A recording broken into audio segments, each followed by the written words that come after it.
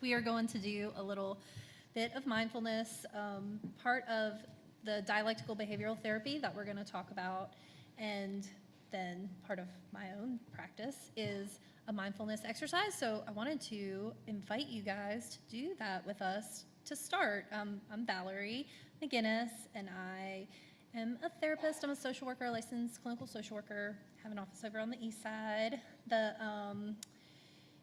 Cedar Creek Wellness, blanked on my business. I have to self-promote, you know. But let's do a really short mindfulness. So mindfulness, I'm going to talk a lot more about it after our break, but right this minute, I want to invite y'all to just do this really simple moment of paying attention. So if it feels good for you, maybe shift around a little bit. Try to sit evenly on both of your butt cheeks. Sometimes we tend to lean on one side or the other. Okay. Right in front. All the way. Okay, so shift around and try to sit evenly in your seat. Just, you can let your hands relax in your lap. If it feels okay for you, you can close your eyes or you can take a little soft gaze at the floor. And we're just going to take a minute to feel our breath. And noticing your breath as it moves in through your nose and out through your nose. And a reminder that we have this time together, so let's try not to worry about what we're going to do next or what we're going to do later or tomorrow or what happened today already. Let's just arrive right here. So bringing your awareness to this present moment, feeling your breath as it moves in and out in an easy way. Bring your attention to your feet. Maybe notice how your feet feel in your shoes or on the floor. See if you can feel the texture of your shoes. And then bring your attention back to your breath. And then you can open your eyes, and that is it. That is really a very simple way of just checking in, being here, feeling your breath, feeling your feet, and just arriving. So welcome, y'all. Thanks for coming. Thank you. I'm the other Valerie. I'm Valerie McBee, and I'm also a clinical social worker at the Athens DBT Center and North Star Therapy Group in Watkinsville. So I'm going to start out by talking a little bit about what DBT is. There are a few of us here that have, to varying levels, practiced that type of therapy and use it in our current practice. So I'm going to give you a little bit of background on what that is. Does anybody know what cognitive behavioral therapy is? You ever heard of that? I know. You know? Good. She knows that's a really good thing, especially for her clients. Cognitive behavioral therapy, this is my very non-technical description, looks at the way that our thoughts and our interpretations of things lead us to feel certain things and then behave in certain ways. So we tend to think that events cause emotions, but really it's the way we think about events that causes emotions. That's a really, really simplified explanation of cognitive behavioral therapy. But dialectical behavioral therapy is cognitive behavioral therapy. It's just an adaptation to address certain types of issues, and I'm going to talk a little bit about what those issues are. So first of all, the word dialectic is a philosophy term, and it basically means being able to hold seemingly opposing views in tension. So I can be angry at you and still love you at the same time. What was the one you said? You're doing the best you can, but you still have to try harder or do better. Pain and pleasure can be dialectical. You know, they seem like they're opposites, but they can actually coexist. acceptance and change, which is you'll hear a lot about tonight, especially from Kate. Maybe he's saying Yanny and Laurel. I don't know. Possible. Okay, so had to throw it in there. So in DBT, the main dialectic that we look at is acceptance and change, and Kate will talk more about that. But the idea is that when people are coming in for therapy, they're probably dealing with some uncomfortable things. Otherwise, why would you want to go see a therapist? And so there's a lot of emotion involved. And so the idea, the really basic principle of acceptance and change is that in the therapy process, there's a constant balancing act going on between, I accept you, you have done whatever you had to do to survive, and it worked because you're still here, and you deserve some credit for that without judgment. At the same time, it might be possible that you might want to make some changes because what you have been doing hasn't been working so well for you anymore. So maybe we need to push a little bit for change. But we're doing this sort of dance between the two. I feel like I'm echoing all of a sudden. Okay. So it's this back and forth, like a scale between acceptance and change. So that's the main dialectic. But dialectics come into the picture a lot. I'm not going to go into the whole background of where DBT came from. I'll tell you a little bit, but I'm going to try to limit my time because I could talk about DBT for days on end, as one of my teammates who's in the audience knows. But initially, DBT was developed for a very specific population of people. And it's a population of people that gets a bad rap, and especially at that time, the psychological community really didn't have the right techniques for treating people with extreme emotion dysregulation.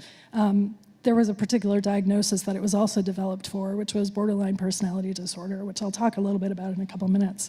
But it's used for a whole lot more things because there's a lot more people in the world than just people with that very specific diagnosis who deal with emotions that get out of control. Anybody ever felt like your emotions were a little overwhelming? Yeah. So anybody can get dysregulated. I think about it this way, a little bit of personal information that doesn't really matter, but just as an example, I have a little bit of a tremor. If I'm turning pages, you'll notice it. It's not a big deal. It's totally benign. It's just something in the way that I'm wired. So the neurologist explained it to me this way. She said, everybody has a trigger point at which they would tremor, given enough stimulus, given enough nerves or low blood sugar or whatever. Anybody could get a tremor. Some people just rev higher than others. Apparently, I rev higher than other people. So emotion dysregulation, I feel like, is really similar to that in the sense that given the right set of circumstances, you can get dysregulated. Your emotions can feel like you're on a roller coaster. For some people, there's a theory that we talk a lot about in DBT called the biosocial theory, which basically says that when you take a combination of biology, which can be the way you're wired, maybe some people are more sensitive to having big emotional reactions. You know, they have high reactivity and it takes them a while to kind of come back down when they're feeling overwhelmed. So you have somebody who's kind of wired that way, whether it's because that's just the way they're built or because they're in a circumstance where they have, they've been dealing with pain or illness or anything that can kind of just set you up for being vulnerable to emotion. You take somebody that's in that situation and you put them in an environment where they're being told to get over it, that they're the problem, that they're just being dramatic, that they need to just not make life so difficult for everybody else. You take the combination of those two things, and what happens is that language that people have heard, that you're the problem, there's something wrong with you, why can't you get over it, and that becomes your internal language. So then you have this pattern of we call it invalidation, of invalidating yourself. So when things start to go wrong, you're emotionally vulnerable, I think about it like a ticker tape, right, in the back of your head, this kind of running stream of messages that tell you that you need to get over it or you're the problem or what's wrong with you. So that comes from so many different places, which is the reason why this therapy works so well for so many different people now, not just this tiny little narrow population of people. The biosocial theory kind of explains where that specific diagnosis comes from. But the other thing is that it tells us this is not an issue with people's wiring. It's not in your DNA. It's a pattern of behaviors that you've learned to survive your circumstances. And anybody could learn those behaviors given the right set of stressors. But the great thing about that is this isn't a flaw in a personality. This isn't something wrong with your wiring. These are behaviors that you've learned, and behaviors can change. So you're not stuck if you've been given some label that people tell you means that you have a life sentence. Behaviors can change. So does that kind of make sense? All right. Okay, so let's see. I think one of the keys that's different in DBT is in therapy in general, your relationship with your therapist is really, really important. To be able to communicate, to be able to feel like there's, kind of equal work going on, but in DBT, that relationship is really, really emphasized. I mentioned that, with acceptance and change, that it's sort of this dance, this sort of back and forth. And that's the relationship, too, with the therapist. When you've had a lifetime of invalidation or a period of time, you've had maybe trauma, and so this is a recent thing. It's not, things have changed for you based on things you've been through, and that's where these challenges are coming from. Having somebody that's in your corner, that is going to validate you, that's going to accept you, that's going to really just be working for you, but is also going to push for change because they know that's what's best for you, is just a really key piece of the therapy. We good? Mm-hmm. Okay.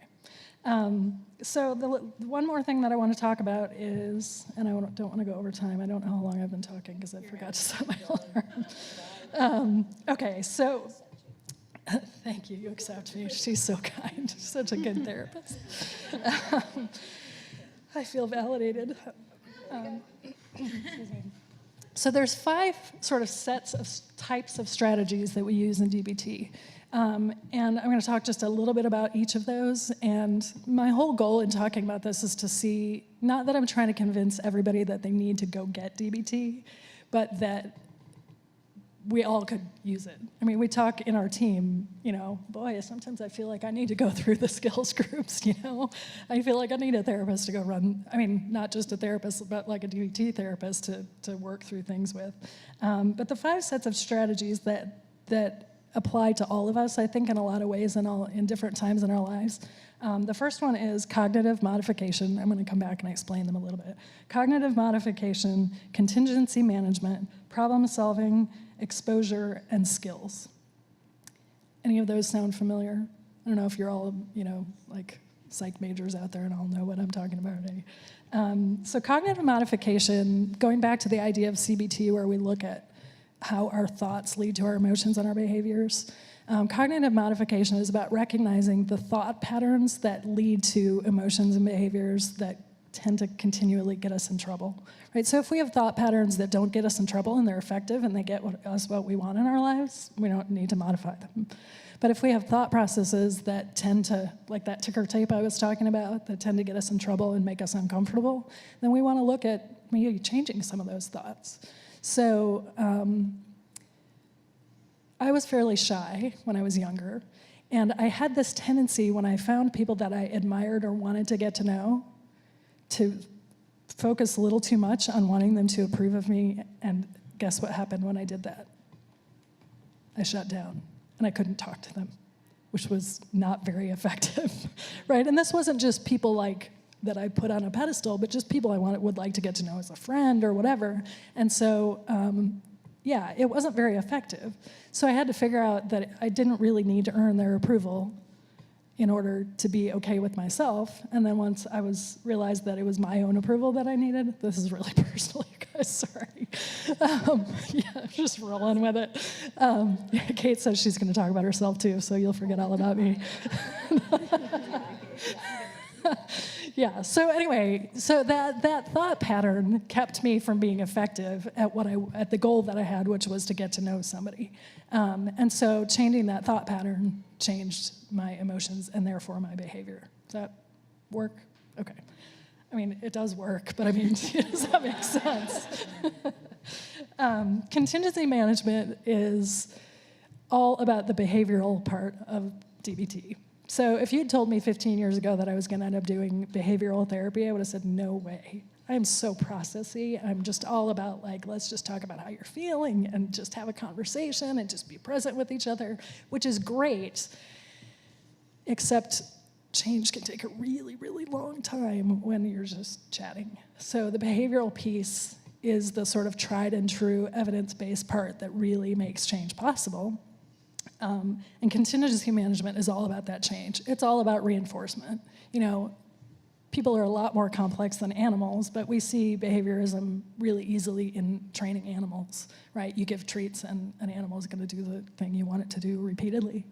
We're not that different. That's horrible. I'm comparing us to animals, but the idea is that whatever we've been doing that we're wanting to change, there's been something that has kept us doing it. There's been something that has reinforced that behavior, or we wouldn't still be doing it. So if we want to make change, we've got to figure out a way to reinforce the new behavior, or to at least make the old behavior uncomfortable. And so contingency management is about doing that on purpose.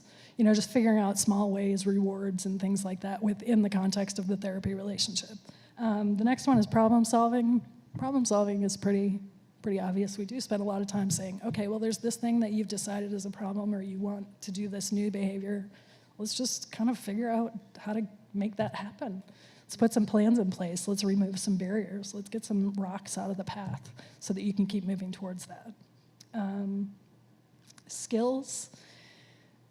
Part of DBT, we're not going to take time to talk about this, but part of DBT is skills group, where you learn, the idea is that if you want to make changes in your life, you need to learn new ways of doing things. And so there's a huge set of skills that people learn as part of the therapy. And both Kate and Laurie are going to talk about some of those skills, and actually Valerie is going to talk about mindfulness, which is part of those skills, even though she doesn't approach it from a DBT perspective. It's the same set of skills. So skills, and then the last one is exposure. And exposure is about doing the opposite of avoidance. So oftentimes emotional suffering comes from avoidance of whatever it is that we think is causing those, well, avoidance of the emotions themselves or the uncomfortable thoughts. And so exposure happens in little ways, like spending time looking at thoughts that we tend to avoid or looking at emotions that we tend to avoid. And it happens in more concrete ways, too, when we're dealing with things like trauma. There's a part of the therapy that's called prolonged exposure. There are other ways to address trauma too, but the idea is that if we avoid something, say you're afraid of something, you're afraid of, my mother-in-law is afraid of dogs. She just doesn't really like them. She's not had good experiences, and so she avoids dogs at all costs. Well, guess what happened to her fear of dogs? Right, it goes up because she avoids contact with them. Well, all of her children have dogs. So she has to be around dogs some. And as she has been around dogs in a safe, controlled way, her fear has started to go down. That's what exposure therapy is. It's about recognizing that when you approach something that you're afraid of in a controlled, safe way, your brain learns new things. And so exposure makes the fear go down. Yeah. Those are the main things that I wanted to talk about, other than a little bit more about me, which is why I do this. I think as we were getting ready for tonight, we were talking about not just wanting to talk about the therapy that we do, but talking about why we do it and what we learn from it, and why it matters to us. And so I think everybody kind of has different reasons, but in my experience, it's not uncommon that people who go into this kind of work can relate to emotional difficulty. And, you know, there may be a little bit of motivation for, you know, working through your own things, but I don't know that it keeps you in the field, right? If that was your only motivation for doing it, it may not be enough to sustain the work over time. But I think knowing what your values are, knowing what your passion is, knowing, you know, your own personal kind of ethics and morals. You know, for me, it relates to my faith perspective. For other people, it's different, but the idea that extending grace and being a part of people being able to heal is really key for me. And another really simple thing is that it just never gets boring. I don't do very well when I'm bored, and it's impossible to get bored in this kind of work. But yeah, I mean, I think, we talk about self-care too. And for me, doing work that matters is a big part of my self-care. And so this process, there will never be a time that I will know so much about DBT that I won't have more that I can learn. And so I love that. And I love the privilege of being able to, people come into my office and they tell me about their lives. Like, it's an amazing privilege that they let me do that and be a part of their healing process. So that's why I do this. Thank you. All right. Okay. Hi. That was super professional. So I am not prepared for this at all, just so you know. I also practiced multiple times at home, and it got progressively worse. So buckle up. So I'm just going to talk a little. This is going to be a little fraction of what you talked about, and I'm going to talk more about how learning about it helped me. I'm going to talk about acceptance, which is a really, really big and somewhat complex topic, but I'm just going to gloss over it and make it super simple. So my name's Kate Woods. I'm a licensed professional counselor here in Athens. I did most of my clinical work in Michigan, where I worked in the community mental health setting, which is like the public setting, the trenches, if you will. So I learned dialectical behavior therapy when I was there. I got the full intensive training, which is awesome. I did DBT for a long time in that setting, but when I moved into private practice, did not find it a sustainable option because you need a team, you need to do groups, and I'm all by myself for the most part. So, but once you know DBT and once you do DBT, it's kind of in your blood. You can't let it go. So don't formally do it anymore. Don't tell anyone I do because that's like copyright infringement or something. Don't tell anyone I do that, but I know a lot about it, and it's just, I just like weave it in. So anyway, so my master's degree is in clinical psychology. My program was very oriented towards CBT, which again, it's all about changing, right? It's all about changing the way that you think so that you feel differently, sometimes changing the way that you act so that you feel differently, which is great. It works for a lot of people. It's got a lot of research to support it. Insurance companies love it because they think it can be done in a quick, short amount of time, which is not always true, but okay.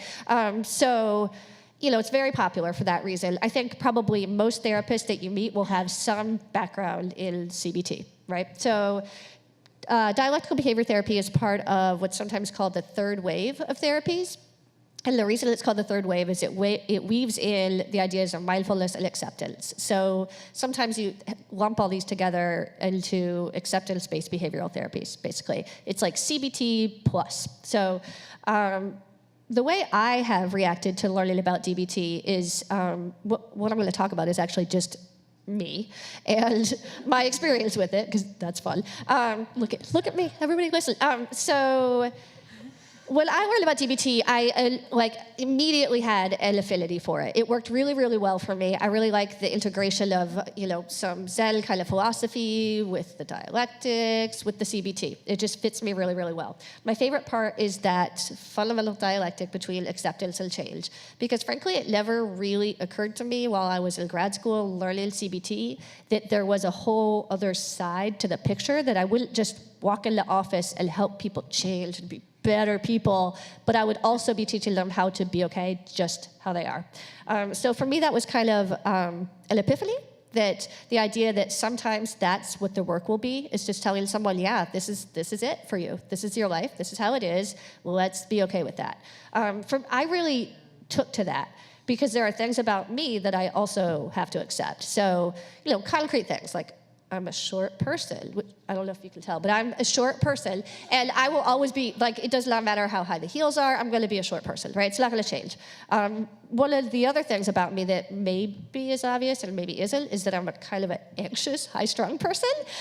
So a little bit, I'm probably vibrating a little bit up here, but that's been true my whole life. I can remember being a child and being anxious, and it's, it ebbs and flows. It's been worse and better at certain times, but it's just sort of part of how I'm wired, maybe, it's part of me. I don't think that I would be me if I weren't anxious. So for me, learning about DBT was really helpful, because I all of a sudden realized, maybe this is something that I'm just going to live with. Maybe I don't have to constantly beat myself up about how anxious I am. Maybe I don't have to be anxious about being anxious, which is the worst. If you've ever been anxious, which Like who has, like raise your hand if you haven't. So if you've ever been anxious, the worst part about it is when you start to freak out about the fact that you're anxious, right? DBT acceptance peels that layer off for you. Surprisingly, what it does is actually makes you less anxious. It takes that like meta-anxious thing away from you, and it allows you to do the work that you need to do to change. So it's sort of magical, and again, I'm really glossing over it. There are some specific steps that you can take to work towards acceptance. It is always, you never stop working on it. You do it every single day, over and over. The harder the truth that you're trying to accept, the more you're going to have to try, the more you're going to have to do it. So basically, I think that acceptance offers us a different option when we're struggling with something really hard. It's sucking our energy. We're playing tug of war with it for so long, and we think we're never going to get rid of this thing. We can just basically drop the rope and be like, okay, this is what it is. So it's really useful. There are times in life that you're going to feel sad. There are times in life that you're going to feel bad. We have this cultural thing going on where we think that we should be very happy all the time. And there's a lot of books that talk about how to be happy, which is fine. Go be happy. That's fine. But you're not going to be happy. It's not going to last. You're not going to be happy all the time. When sad things happen, you should definitely feel sad. When bad things happen, you should feel bad. We have those emotions for a reason. They serve a purpose. So learning how to stop fighting that reality has been really helpful to me personally. I think it comes across just kind of, I ooze it as a therapist, and that's part of why I do this work, is because it's really, really nice to help people who have been struggling with something their whole lives both get better and just be like, oh, okay, so you mean this is okay? Like there's a way to be okay with this. That part is really, really cool for me. I think that those negative emotions are just how humans are built. I think we're built to focus on those a lot. It's really hard to let go of bad things because they feel like problems to us. And our brain thinks it's a problem. Our brain is a problem solver, so it will not let it go. So the work is to, soothe your brain, recognize, okay, there's my anxiety. I know hi, anxiety, it's nice to see you again. I know you, come on in, everything's fine, sit on the couch, don't sit in my spot. Nobody sit in my spot. So, and just kind of welcome it, which sounds kind of cheesy, but honestly, it really works. Just being more yielding and just, knowing that this is how things are going to be really, really brings things down a notch or two. So that's what I'm here to talk about. There is a specific skill that I have that I use from DBT that I use with a lot of my clients, a big percentage, and I use myself. It's called the STOP skill. STOP is an acronym because everything in DBT is an acronym. Everything. So it stands for, the S stands for stop. Stop, take a break. Don't act on your emotions, just pause for a minute. The T is for take a step back. So take a step back from the situation, take a couple deep breaths, again, take a nice, relaxing pause. The O is for observe. So check in with yourself. Look at what you're feeling. Look at what's going on outside you. Try and diffuse yourself a little bit from what you're feeling so that you don't feel all wound up in it and tied to it and wrapped up in it. Just look at it as curiously and objectively as you can. And then the P is proceed mindfully. So act with awareness. Look at the situation and decide, is this one of those things that I can problem solve? Is there a solution to this problem? Is this something that I can work to feel differently about? Because those are both great options. If you cannot get there, your wisdom should tell you that there's another option, and the option is acceptance. So that's basically what I have to offer you. Again, mine is just gonna talk about me the whole time. But yeah, that's what I've learned from DBT. It's really, really useful. I use it every day. Like I said, it's in my blood. It comes out in therapy, even though I'm not technically doing DBT anymore. Thanks.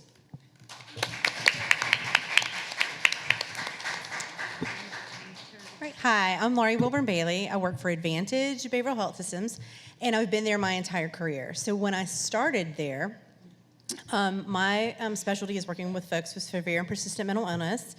I work with a lot of people with trauma histories, and they were struggling with some of the same difficulties regulating their emotions, tolerating distress, that people were struggling with that came from these invalidating environments that Valerie talked about. And so, and I did work with folks that had been diagnosed with personality disorders, and I just thought there just has to be some other way. And probably had been in the field about 5 years before I heard about DBT and sat in on a group and, the heavens opened up and the sun shined down. And I'm like, okay, we've got to do this. This is amazing. So I went and got a lot of training in it and I brought that back. And we do DBT-informed services. So we don't do we're not truly to the fidelity of the model. But Marsha's okay with that.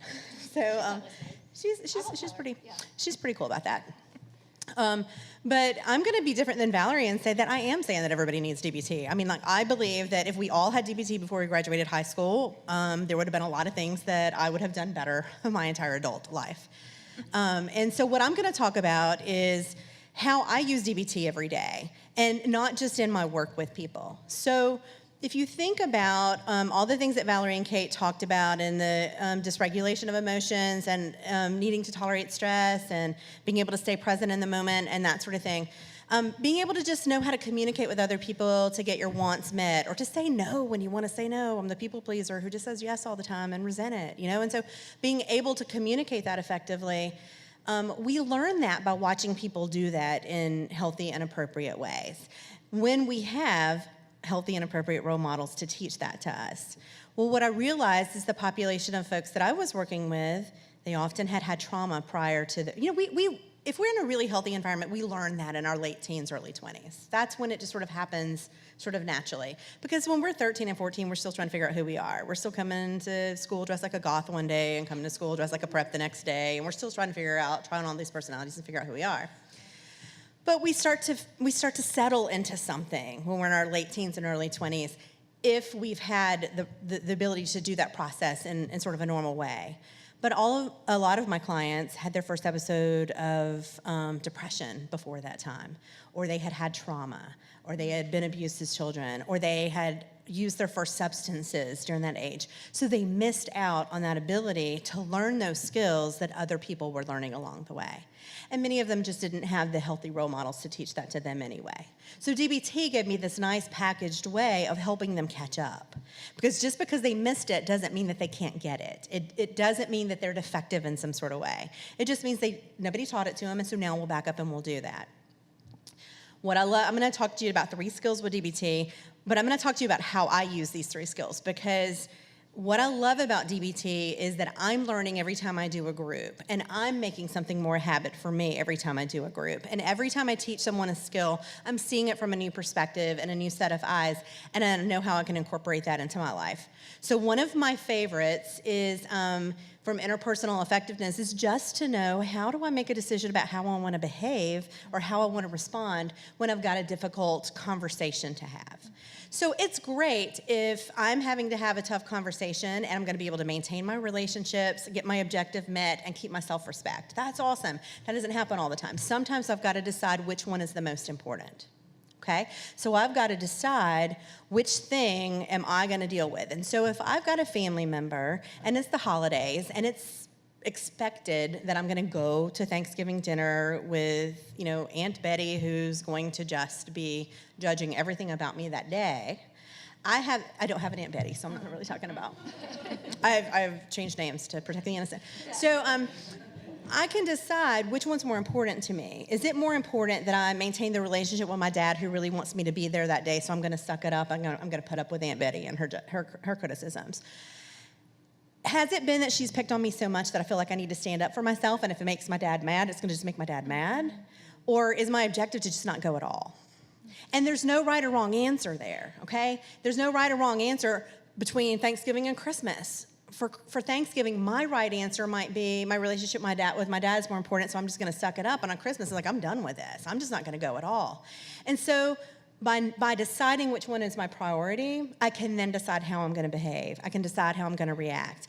And I find that very liberating, that there's no right or wrong answer, because my world is in the gray. There's just not a lot of black and white. And so being able to practice this with people, I practice it with my son when he's deciding between 2 things that he wants to do. Being able to say, okay, which one's more important to you? Getting that thing you wanted, or making your grandmother feel good because you showed up for Easter, or, saying, you know what, I want to have my voice heard. And there's no right or wrong. So I like that.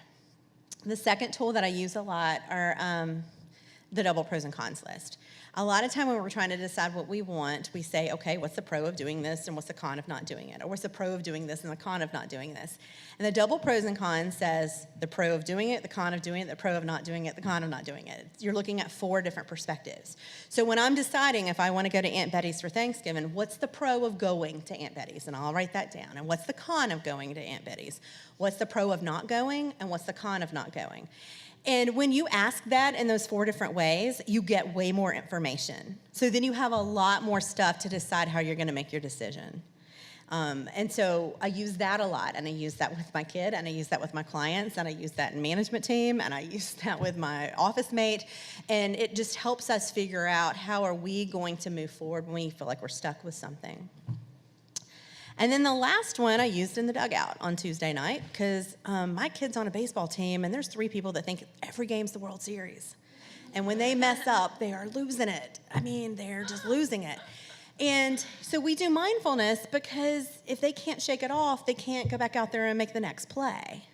And then they also look like 3-year-olds having temper tantrums too. So, but that's just a secondary part to that. And so one of the mindfulness techniques that we use is find 5 things. So find 5 things that are blue, and they look around and they name those. Find 4 things that are red.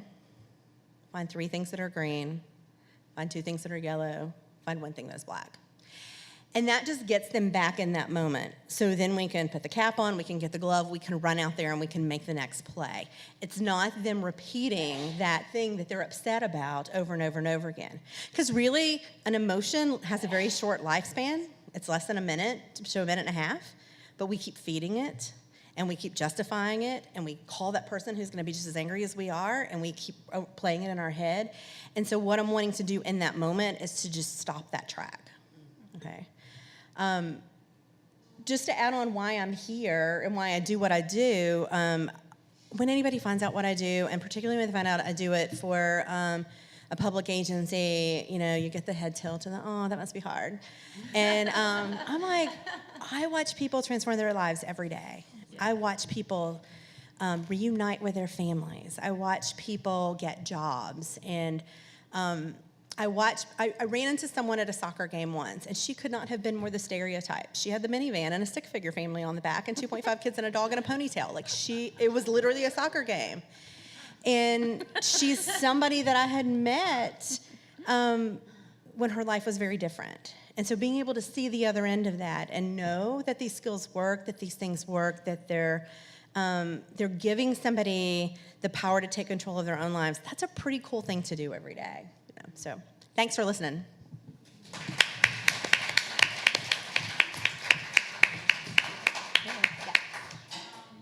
All right, everyone. I had one stingy on the side of my foot. I think we're going to continue.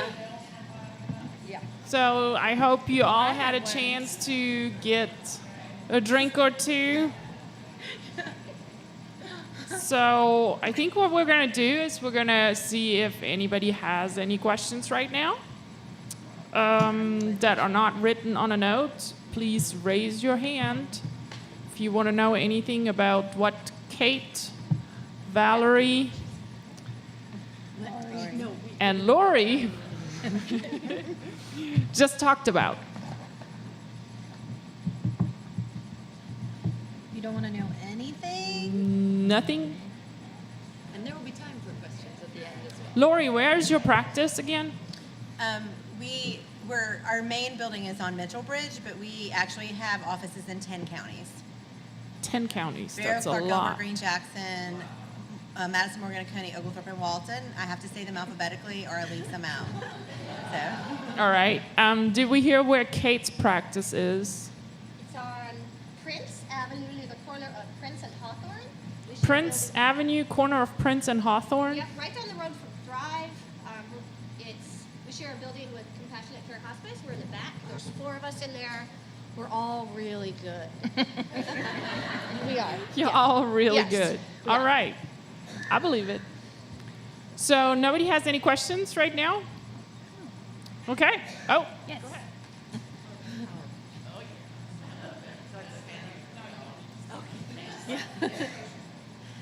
My name's Becky. I just wonder if your practices are experiencing more business lately with the nature of the things that have been going on in our country and in the world. Yes. Yes. Yeah. Okay. Yes, we are. Yes. That's all I was wondering. I mean, unequivocally, yes. Yeah. It makes sense Yes. to me. Yeah. I forgot to say we're giving presents out for questions. So thanks for the question. Now, anybody else a question? All right. Okay, well then let's continue. Let's continue. Hello again. Like I said, I'm Valerie McGuinness, and I'm over at the Cedar Creek Wellness on the east side, and I have a little counseling office. I do some small group yoga classes, and I, like my colleagues, have had a lot of exposure to dialectical behavioral therapy, but it's not my main thing. The main things that I focus on in my work is a lot of that acceptance and change, working those two sides of it, of like accepting and embracing how you are right now and having that compassionate understanding. And then also, what can I do a little differently to be more effective in my life? And so the main things that I'm going to share are about yoga, meditation, and mindfulness. And so those are kind of complementary to therapy for me. It is still really helpful to me to this day to like manage my stress. It's a big part of my self-care is regular yoga practice, and like talking about the changing of your thoughts and the changing of your behaviors. It is a practice. It's an ongoing thing. It's consciously choosing to do something over and over and over again. And so the way that I normally explain it is mindfulness is something that you don't necessarily have to make a big separate practice for. It's something you can do a million times every day. Mindfulness, the really basic explanation is paying attention on purpose to the present moment without judgment. And so that can be really easy, like we did to start with, like feeling your feet in your shoes. Not much to judge there, but you might have noticed your brain telling you a whole story about, I don't know if I like these shoes, the strap between my flip-flops, maybe I should have picked a different pair, or, that is also part of the mindfulness, is noticing that, but not having to wrestle against it, not having to always judge and just have these whole stories. It's just being in the present moment. It's trying to just notice what's going on, whether it's good or bad. Something that years ago when I started therapy, I was like, I love mindfulness. I just like meditate and think about things and focus on my breathing, and then I don't feel anxious anymore, which is true a little bit, but that's bypassing the feelings. That's not dealing with the feelings and dealing with what is actually going on. And so that's an important part of mindfulness too, that I try to make sure that I remind people of, is that it's also feeling the uncomfortable things. And that goes along with meditation and yoga and mindfulness as well.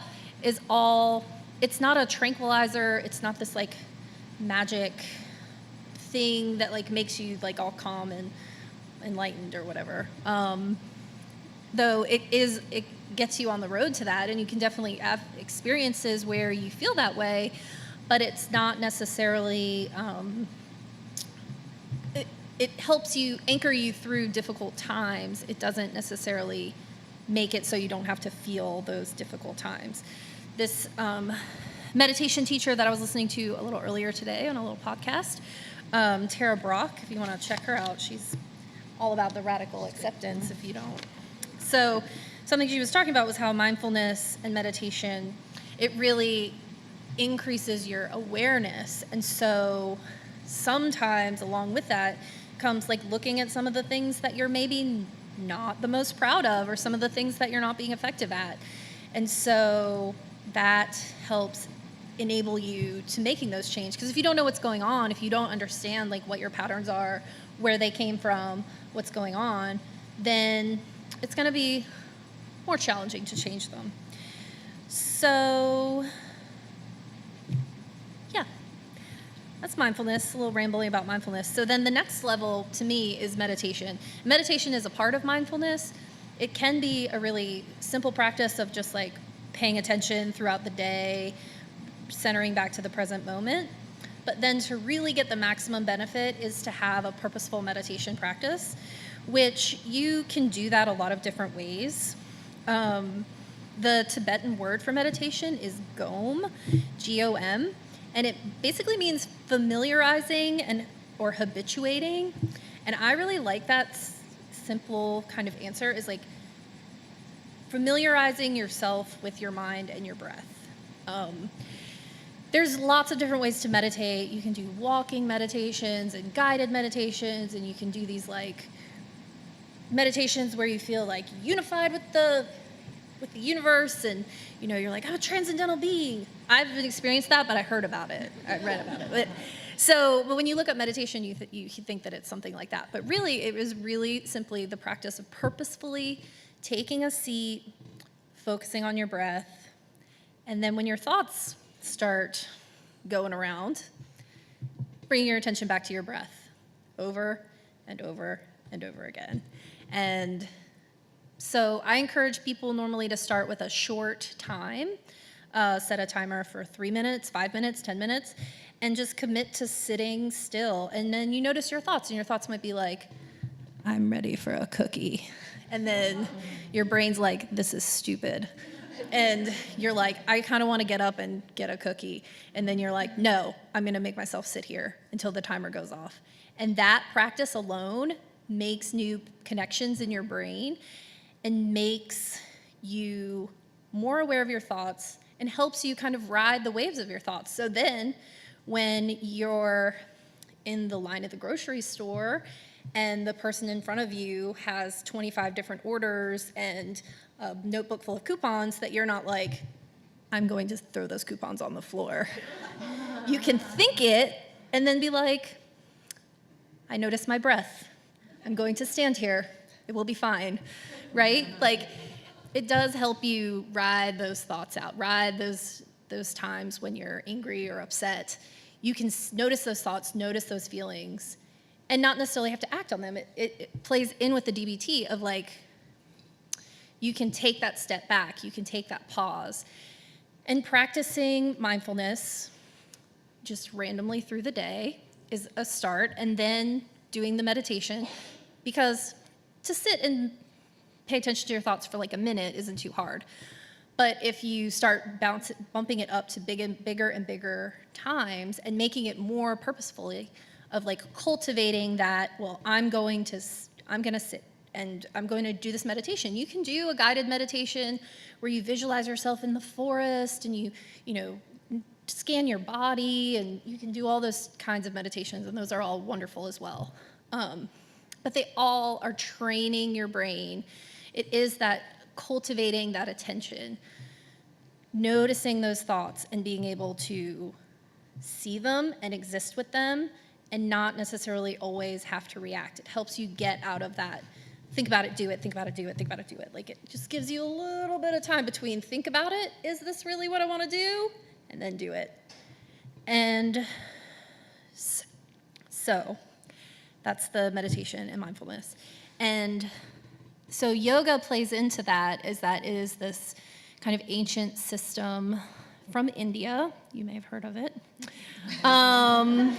It is not just really cute Lululemon pants and standing on your head, though that part's amazing. I love that. But like, doing arm balances and like looking really athletic, like that's amazing.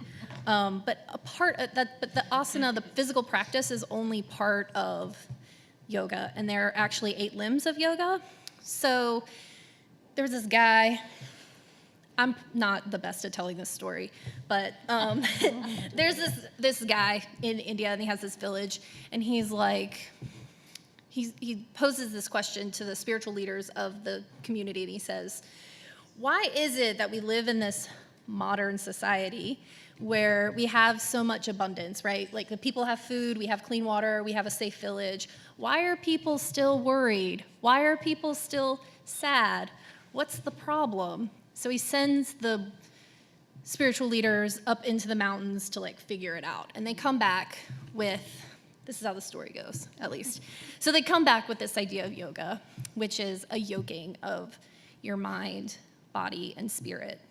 And part of that is, of course, like a physical practice. It's working out that physical tension in your body.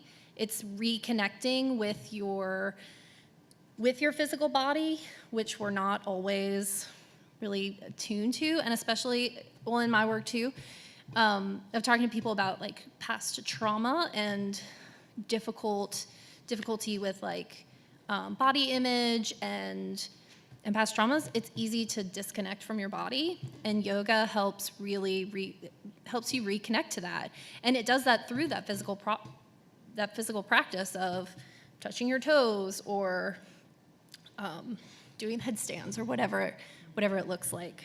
So there are some parts to yoga. So the idea is you practice the yamas and the niyamas, which are kind of how to be in the world, being kind of kind and peaceful in the world.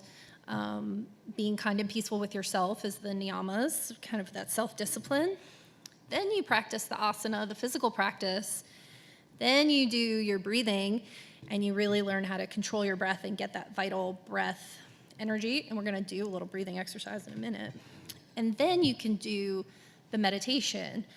And then once you work kind of the stages of meditation, then you get to be unified. I'm not super familiar with that part, though, so I'm still working on it. So I incorporate that in therapy a lot by, kind of reminding people of some of those yamas and the niyamas and helping people reconnect with their body.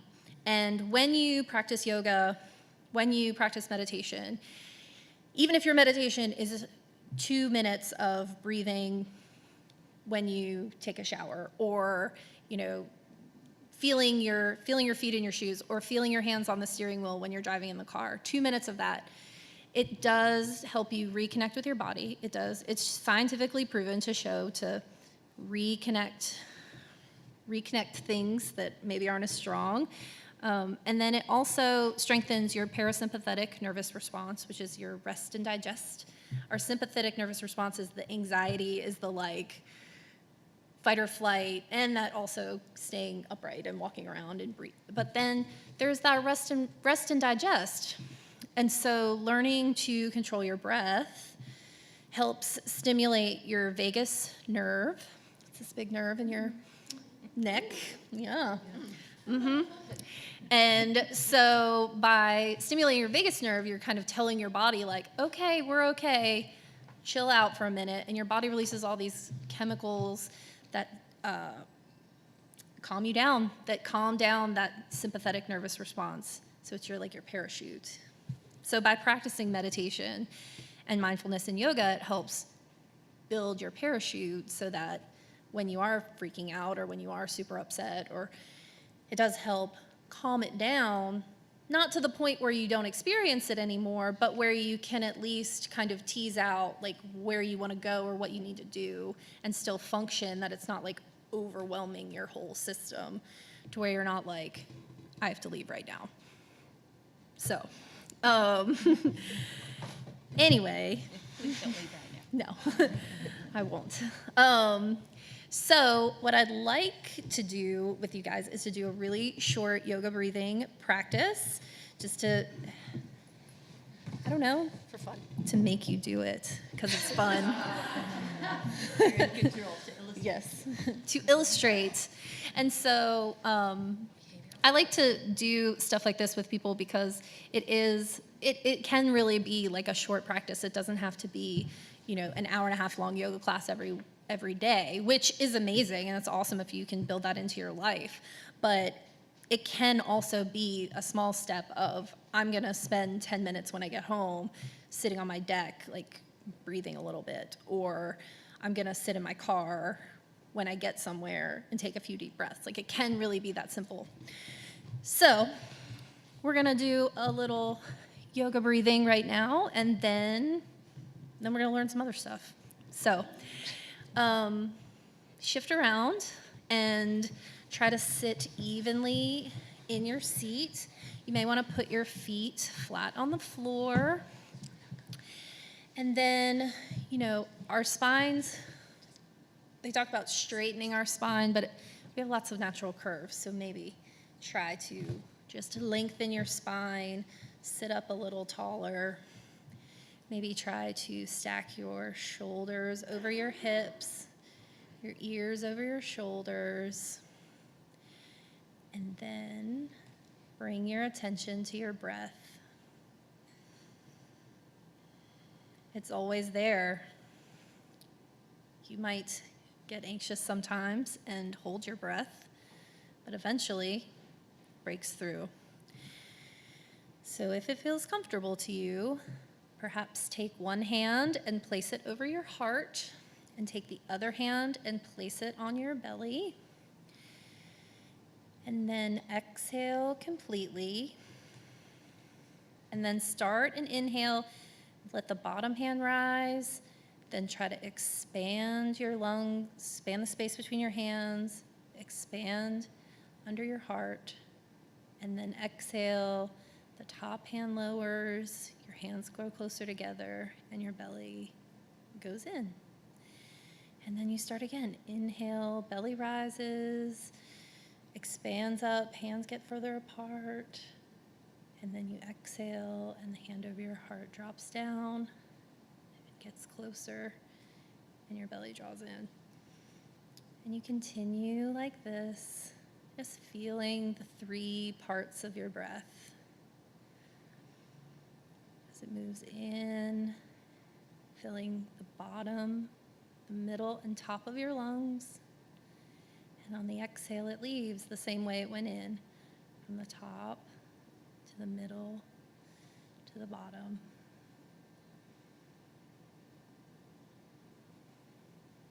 And then you can take your hands and rest them easy in your lap, and maybe notice how you feel right now. You might feel a lovely, calm sense. You might feel like that was ridiculous. They're all valid. It's all good. But you can take those times to feel your lungs. There's been some studies that show that, especially in our Western culture, the bottom lobe of our lung is underdeveloped because we don't take full deep breaths. So trying to make sure that you fill up your belly when you're breathing too, to get that maximum expansion. That's a tip. That's a yoga tip. Anyway, yeah. I'm gonna stop rambling now, and I'm gonna let Dawn talk about stuff. Thank you for your attention.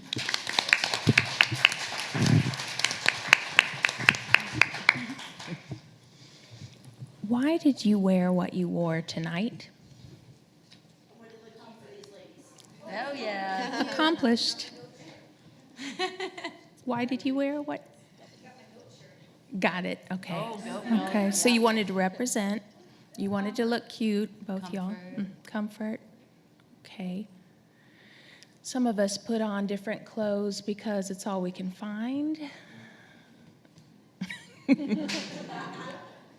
It's all that fits. It's all that's clean. Some of us have power outfits and jewelry choices. I couldn't find my watch before coming here today, and I have to have my 2 rings, my bracelet, and my watch. The watch hasn't had a working battery for about 6 months. But it's this is my professional part. See, I look so professional. I'm aware of the time. Gold is classic,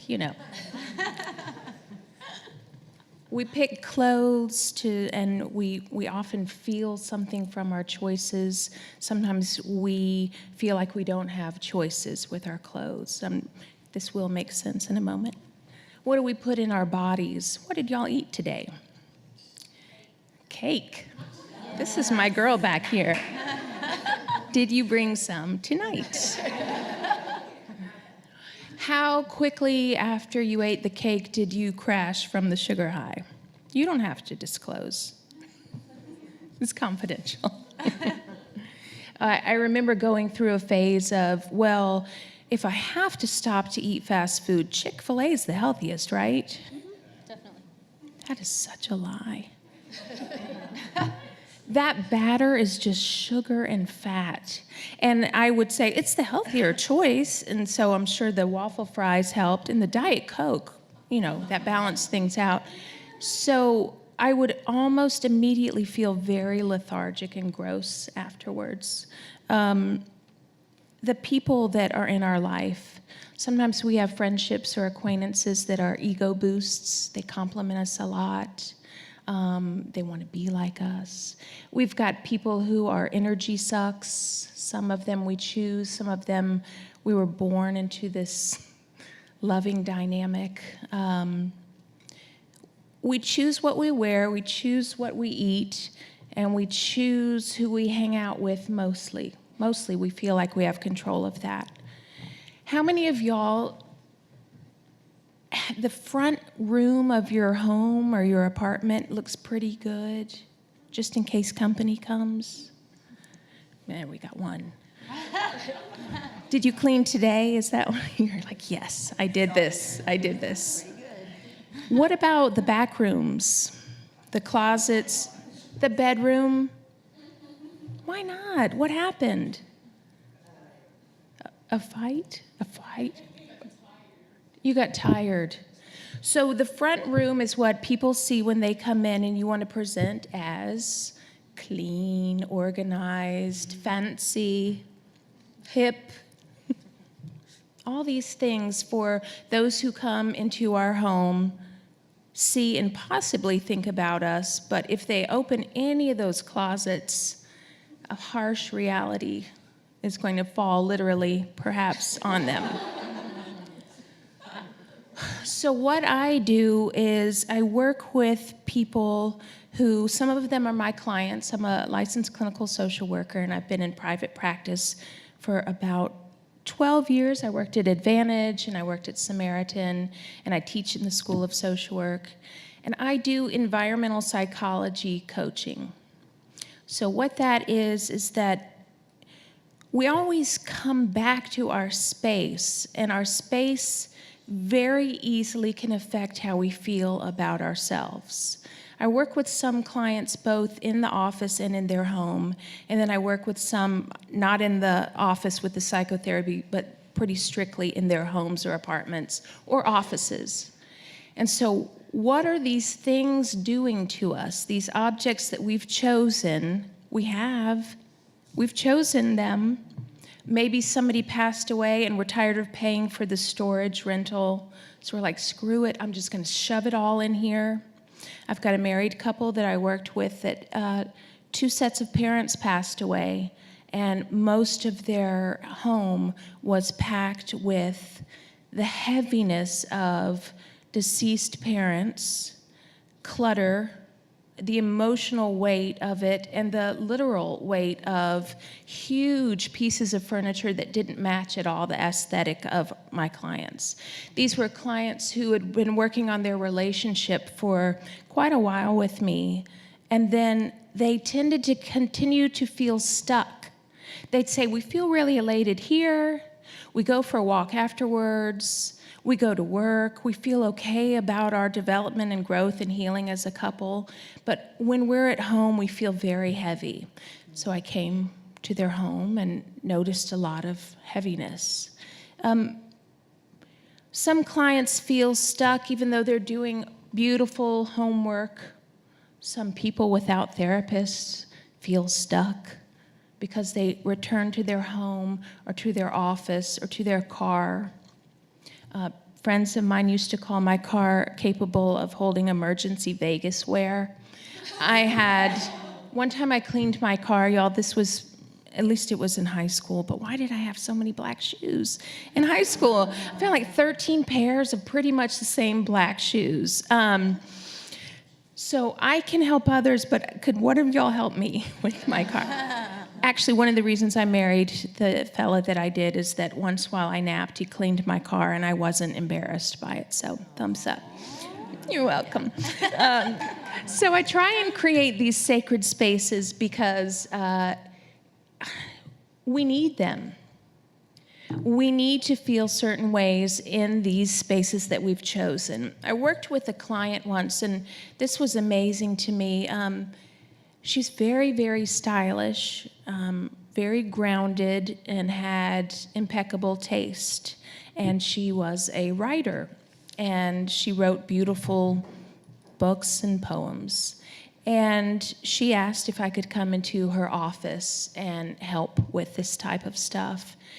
It was up several stairs in what turned out to be the guest room office cast off of everything I don't know where to put room. She was a published writer using her son's computer from 1912 and the desk. And I sat on the floor, and she had a beautiful Scandinavian shag rug, and it smelled a little bit like cat pee. And it was humid that day, and I thought, maybe it just smells like cat pee some days. And I said, "Do you smell anything?" And she said, "Oh, yeah, one of the cats did that. I've washed it several times, but this is a blah, blah, blah rug." And I said, "That's very lovely. It's beautiful. It smells a little bad." And we continued sitting there talking about her office. And I said, "Where did you get this rug?" And she said, "Oh, it was my husband's ex-wife's." Got the rug, started rolling it up. Rolled that beautiful, thick, itchy Scandinavian shag, pea-smelling rug out of there. It was sending a message to her every day, right? That seems really, really obvious, but think about what you surround yourselves with. Are you doing this too? I removed things off the wall and the shelves while I was working with her. Everything was either super beautiful and meaningful and unique to her, or the entire household shoved junk everywhere. There was a painting, actually it was a charcoal, that a family member of hers who had passed away had done, and it was gorgeous. And the frame was beautiful and the glass was broken. And I asked her, "Every time you look at this family member's beautiful charcoal sketch, what do you think?" And she said, "I think about what a lousy mother I am, that my daughter threw something at me and it hit the charcoal painting and broke the glass." So she couldn't see the love of the deceased. She saw herself as a failure every time. And so when you're in a situation like this, and she had a lovely home, supportive family, but she had grown accustomed to feeling less than in her room, which was supposed to be a place for her to bloom and grow and write. I had a client who, there was a chair that was a la type of chair, and it was worth a lot of money, and it was heavily embroidered, gorgeous. And she didn't know what to do with it because we don't want to disrespect the deceased, and really I do work with stuff other than dead people's stuff. But she also had a strong memory of her grandma hitting her with a hairbrush on that chair every time that she did something wrong. So there are these huge mixed messages of, I loved great-grandma, or my mom loved great-grandma, but my grandma was so mean to me. This is a quality piece. What in the hell do I do with this? The whole side of the room felt dark to her, and then she felt guilt about it because somehow she got it in the will but didn't want it. I mean, every object that surrounds us has meaning. It has a story. What you chose to wear, what you choose to put in your rooms tells us something. At one point, that object was the most important thing. and you've brought it in with all of its energy. And what is it doing? Is it supporting how you want to feel? Is it supporting clear thought and peacefulness? I work with people in their offices, and the chairs for the people who come, beautifully comfortable, well-crafted, and they're sitting on a really crappy, painful chair behind their desk. What message are we sending to others about our worth? So I go to people's homes and help them define how they want to feel in their own spaces. I sometimes call it sacred space because it's our space. I don't say should, but it should be sacred. What are you doing to create another area in your life to feel how you want to feel, which is our emotional and mental health, our physical health? How do you want to feel in your space? So I started working with this, and it's a certified design psychology coach, when we looked at 45 houses before we bought the one that we did. Because the way that I grew up, I lived in a low ceiling ranch that then got popcorn ceiling, so it even got lower. And it had very thick rugs, so it got shorter.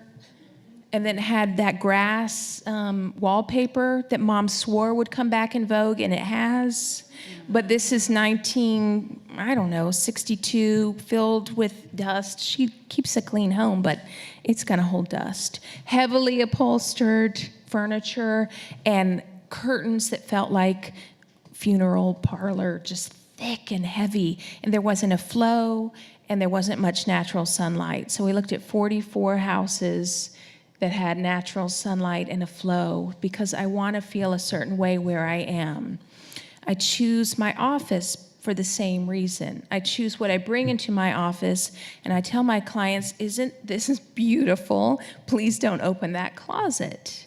Because behind it, and so since I started thinking about this, now my closet is better too.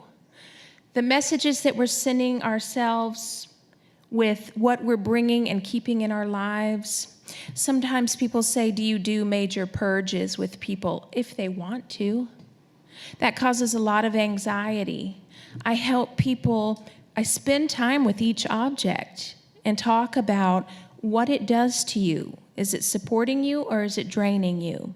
And then we decide whether to keep it and do maybe smudging, do some kind of something to make it their own, change the upholstery, whatever it is, change the color.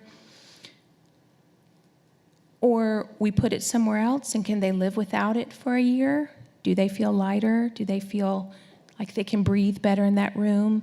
Can we give it to somebody so it's more meaningful to them?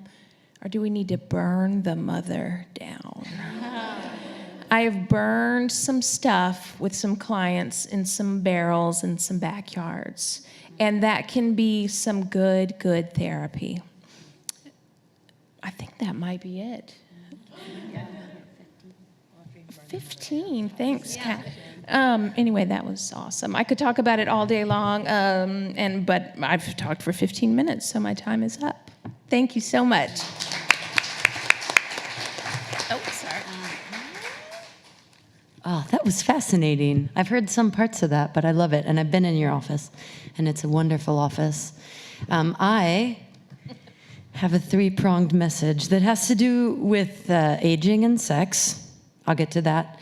Emily Nagotsky, my female sexuality superhero, and masturbation. And we'll close the night with masturbation, as we do. My name's Kate Morrissey-Stahl. I'm a LCSW. I also have a doctorate in human development and family science, and a certification through ASECT as a sex therapist, which means I get to talk about whatever I feel like in terms of masturbating. So it's good to get to talk about masturbating in public. Yeah. We said, nobody can steal my thunder. No masturbators here. So let's do a really quick exercise to orient to sexuality. What? Let's all masturbate. Well, yeah, we're gonna, that was an interesting transition, wasn't it? It's not going to be that quick of an exercise, everybody. Okay, well, let's do an extended exercise. Just kidding. No, quick exercise. I want you to think about no masturbating. And that's the third point. I want you to think about an experience that you've had sexually that was shameful, and you won't have to share this. So take a moment to call to mind some sexual experience that you experience as shameful. When I first did this exercise, what came to mind was giving this person, Hilmar, actually, you won't find him, he's in Europe, a hand job in a camper van. Well, my sister was in the camper van, but I thought she was sleeping. She was not sleeping, she was horrified. And so it was, but I didn't talk about it for a long, even being relatively outspoken, as you might imagine I am, I didn't talk to her about it until I happened to go to an event where somebody said, think about a sexually shameful memory. And truly, after that workshop, I called her. I'm like, I'm sorry about the hand job. And that was a mistake. But many of us, when asked, could come up with some kind of a memory sexually that's shameful, even though we have to learn about sex somehow, and even though many times people didn't get really explicit sorts of messages about what would and what might not work. So to round it out, you could also think about a joyful sexual memory, something really pleasurable or transcendent. And that one's just for fun. For you. You can keep thinking about it. If you don't like what I'm saying, keep thinking about that. Otherwise, let me talk a little bit about my research, and that is on women's experiences of sexual expression over the lifespan. And the first article that I published from my dissertation about that is called Pathways to Pleasure. And I came up with an acronym to put the findings together. And here was the acronym. It was NICE, as in nice girls finish first, nice women finish first. It's a little joke, little sex joke. Finish like have an orgasm. You don't get the jokes, do you? Okay, all right, thank you. And so I want to share what that was. So basically, this theme came from like what supported having a fun sex life over the lifespan. And I started with pleasure because I think too often we start with danger when we're talking about sex and when we're training people about sex, right? Like we're going to start with danger, what should we not do?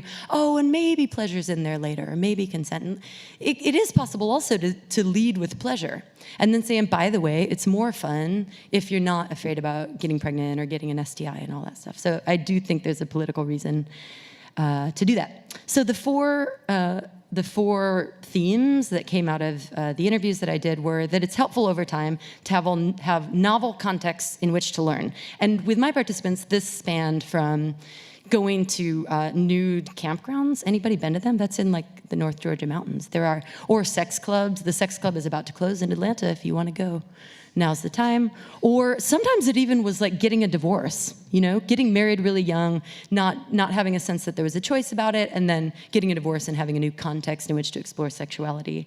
I stood for intimacy, which maybe is obvious, right? Having some kind of a connection, warmth with other people, but also with oneself. One of my participants had a really transcendent self-sex, solo sex life. And she talked about it in terms of loving herself and of really fully accepting herself through self-pleasure, through masturbation, but also engagement with other sorts of pleasure activities, right? It might or might not lead to orgasm, but connecting with pleasure individually. C, remember we're N-I-C. C stood for being creative with sexual activities. So, over a lifespan, so the people I interviewed were 55, which is young, but about the age of menopause, so sex literature puts old age at 55, sorry about that. And then a couple of them were in their 90s. And creativity included like trying tantra, but it also included alternating between periods of masturbating more and periods of having other kinds of sex. It also included, sometimes penises get erect, sometimes they don't. You can take a pill for that, but the other thing you can do is try something different. Sometimes people come faster, sometimes they come slower. You can, there are different creams and things to help with that. But also there's your imagination to think about other things to do. And over the lifespan, that's important. But I think it would be good if we learned from that generation and thinking like, let's be creative early on. Penis, vagina, sex is not the only thing. Lesbians appear to be having more orgasms than most heterosexual couples. So let's like take a lesson here and get a little bit more creative with what we're up to. And then E is extending oneself a sense of sexual possibility into advanced age. And this seemed important because women, well, lots of people, right? Ageism filters into sexual expression. Right? So that includes this idea that youth sex is good. This is from Morgan Rothgulett is her name. And she says, the myth is youth sex is good and elder sex is bad. And first of all, there's not very good research for that. And there are lots of problems that people have in their youth that they don't have in older adulthood that really like open up doors for fun sexual experiences. The women who I interviewed, very few of them identified their 20s or 30s as their favorite sexual time. It was usually much older than that. So that's from my research.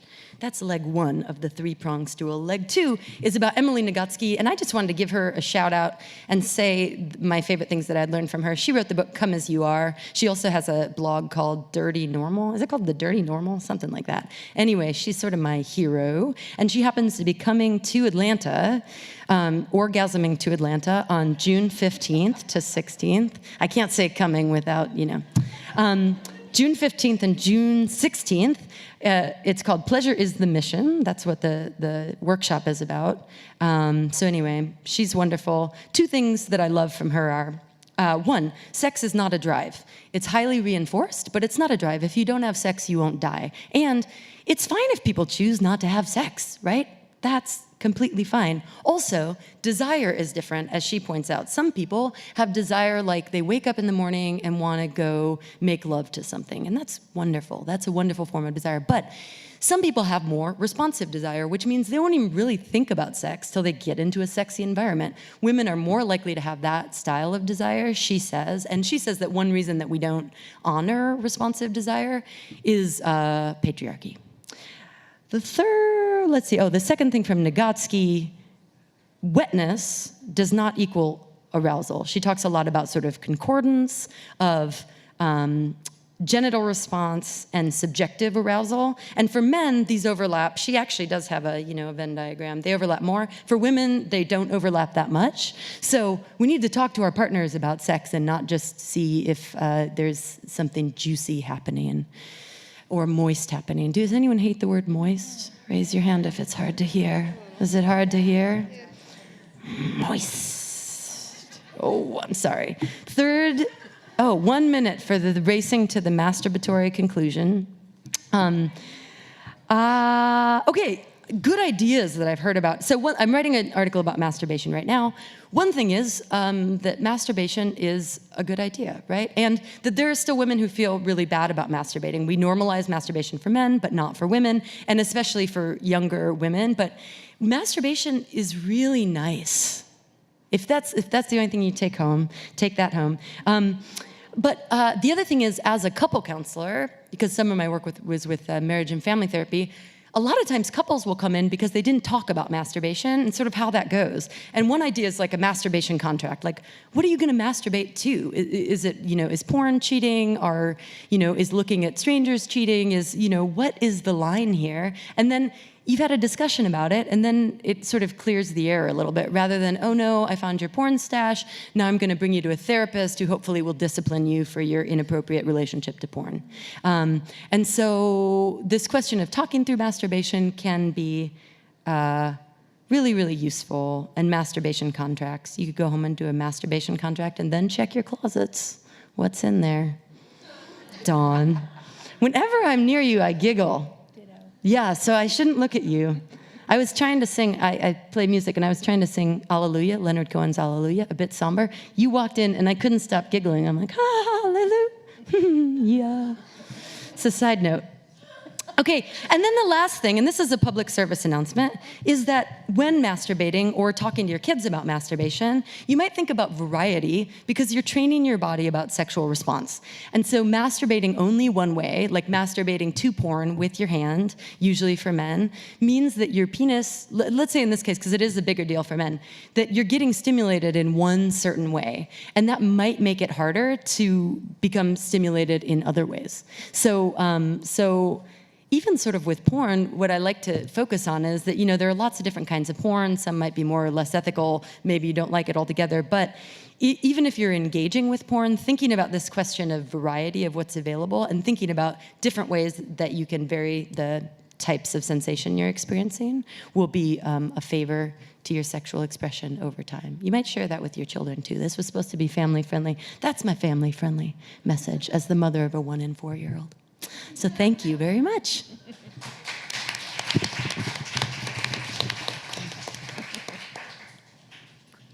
Jam-packed. Bye, Teresa. Ready? All our speakers. That was very interesting. all of it. I just have to say, we started with Valerie, and I do know Valerie a little bit from a class that we're taking together, and I know I really, really like her, and I was thinking, if I ever need a therapist, I'm gonna go and I'm gonna just hire Valerie. And then Kate starts talking, and I was like, damn, she's really good too. I don't know, I really wanna go with Valerie, but Kate, I like that.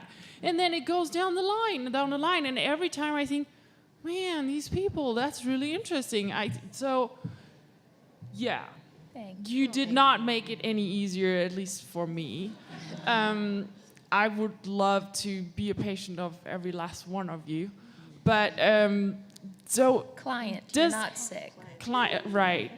Client, damn, we talked about this too, I know. All right, well, so who has now questions? Remember, we got the goodies for the questions.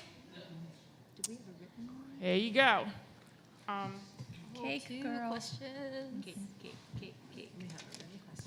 Okay, so when you start therapy with, like if I were coming to therapy, I obviously would never come to someone I know personally. That's just too effing weird. How do you go about breaking down that barrier of just being completely open and honest with a random stranger? I mean, it can't be any easier than, I've known Kate for 4 years.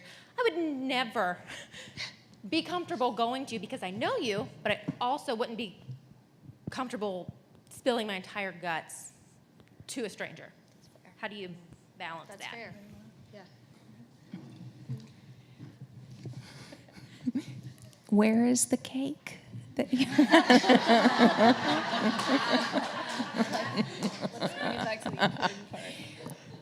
You get to dictate how fast or slow you trust us. Part of our job is creating a safe environment, and part of that is asking you what feels safe. And so it's very unique to each person, and the goal is not, how can I get this person to divulge everything and feel exposed and vulnerable, and somehow I can tie a pretty little bow in 50 minutes and maybe they'll come back. So it's a very purposeful, intentional process that you lead. Yeah, I think in some settings, there's an expectation of this whole social history where we get all the details in the first session, which is really, really awkward. I tend to joke with clients because I don't have that expectation in my setting now. I'll say, when they come in, hi, nice to meet you, tell me your life story. No, not really. Tell me as much as you're comfortable with. We'll get there eventually, and just try to, make people comfortable with that process. But absolutely, it's awkward. And I would venture to guess every one of us at this table has been on that side of the equation. And so, I think any therapist worth their salt should know what that feels like repeatedly throughout our lives, because it keeps us, in touch with that process and how challenging it is to, spew all your life stuff to a stranger. Good question. I think my question's a little almost logistical, but maybe I'm coming from other people in the room. For people who are in Athens, Clarke County, who are not within the field, but maybe they are with student support services, or maybe they're doing some other community work, or maybe they have friends and loved ones who are seeking access to services. Could you possibly talk a little bit about how would someone go about supporting another person to seek out, I don't want to say help, to seek out services, and what we can do to encourage that, and what kind of opportunities may be available in Athens, Clarke County? Is that okay? Yeah. Some attachment stuff here. That's why I'm asking. Okay, I'm just kidding. So there's lots of options, and I'm just going to start with the crisis end of things. There's a 1-800 number that is statewide. It's GCAL, Georgia's Crisis and Access Line, 1-800-715-4225. We'll put that somewhere. But if someone's in crisis, you can call that number, and they'll talk to the people on the phone. If they need to send someone to your home to do a crisis assessment or your work or your whatever, they'll do that. So again, that's more on the crisis end of things. But if someone's not in crisis, they'll tell you about different options that are available in your community all over the state. And even if you don't have insurance, you don't have a payer, they'll let you know what services are available for that payer. I think when you, this sort of gets back to your question as well. You know Kate really well. You don't want to see her for a therapist, but because she knows you, she might know who clicks really well with you. And so then you use your friends who are in the field to say, this is going on. Who do you know that specializes in this? You could tell from up here, we all have very different personalities. And I'm going to be really great for somebody, and somebody else will be like, I don't want that, and that's not who I'm going to talk to. You know, and so I think when you can just talk to the people that you do know, as far as encouraging them and supporting them, the more comfortable you are talking about times you've needed help, the more comfortable you are breaking down that stigma, the more you stand up when something bad happens in the world and everybody's saying, oh, well, they must have been mentally ill, which stigmatizes everybody that we see who are usually not violent and would hurt themselves over someone else almost every time. The more you stand up for that and you normalize this as just another way that we take care of ourselves, you're supporting the people around you. There was a question in the box. Oh, yes. So I'm going to read that one real I'm quick. sorry. It says, what recommendations do you have for teaching DBT skills to kids, particularly as a mom with a child who has tantrums or strong emotional reactions? I could have written this, so I didn't write it, but it's kind of my life.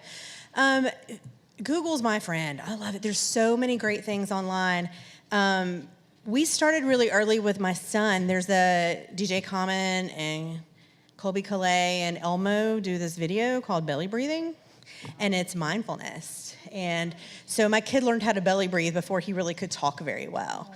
And when he's really upset, we do that. I really started with him with mindfulness, because when a kid is feeling lots of big emotions, you can't reason with them at that point, and you can't talk them through it. Or, you know, I know being in Kmart, that doesn't even exist anymore. That's how old I am. I know being at the mall, and you're just like, oh, make it stop, because everybody's looking, and you just want something to stop. But it's really just letting them feel that and be in that moment and not trying to make the emotion go away. And then when they're feeling well, practice these things that they can do the next time they're feeling overwhelmed by their emotions. So there's also this awesome book called DBT Skills in Schools. And we use that, and anybody who's a teacher, it's written just like a teacher's plan. So it tells you how many Post-it notes you need and what color pens you need and everything you need. And it talks you through every 15 minutes of what that group would look like. And we actually every fall do a big training for all the social workers in Clark and Madison and Oglethorpe counties, where we teach them how to incorporate that into the classroom.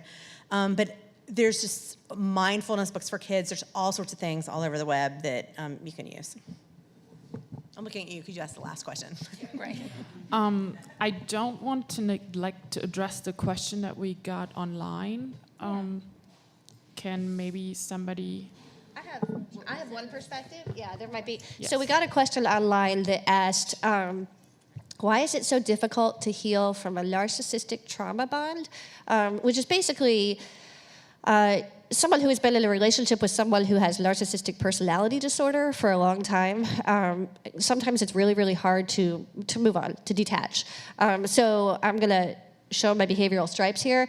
I think there's probably there's a lot of different perspectives on this, but I would say that one of the things that goes on in that kind of a relationship is intermittent reinforcement. So the most powerful kind of reinforcement in the world is intermittent, right? Which is basically the slot machine. Like you keep pulling that handle because you don't know when you're going to get the payout.